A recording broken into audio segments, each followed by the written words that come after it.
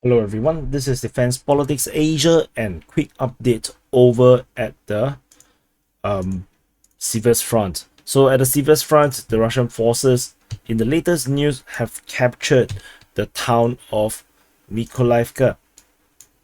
Too big, too thick. Mykolaivka.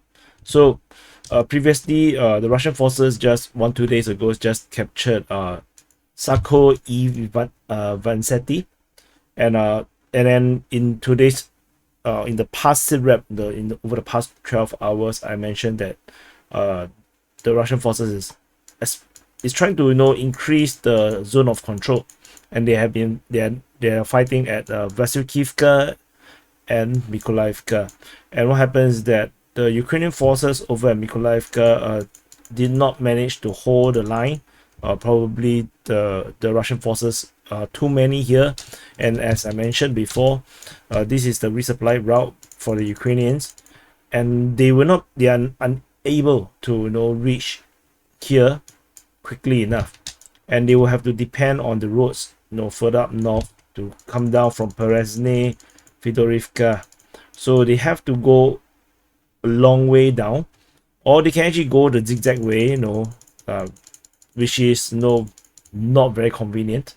So without reinforcement resupply, the Ukrainian forces is uh falling back to Fedorivka, or perhaps to Rozdolivka. And Rozdolivka is kind of tricky as well, because the Russian forces is understood to be trying to push towards Rozdolivka in this way.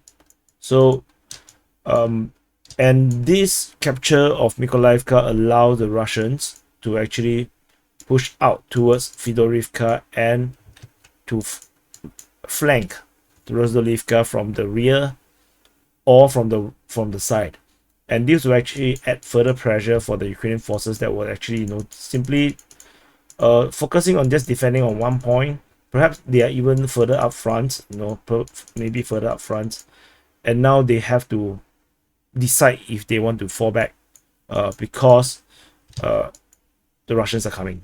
The Russians are coming from the rear, and this will actually cause a quick rout, if not all coming back into Rozdolivka to reinforce and fight to the death here, which I don't think the Ukrainians are going to do, because the news of all these captures and collapse are going through all the Ukrainian comms and lines, and there is also rumors talking about the Ukrainian forces is probably going to give up Bakhmut. Even they might actually give up Ivanivske. So things are not looking very well.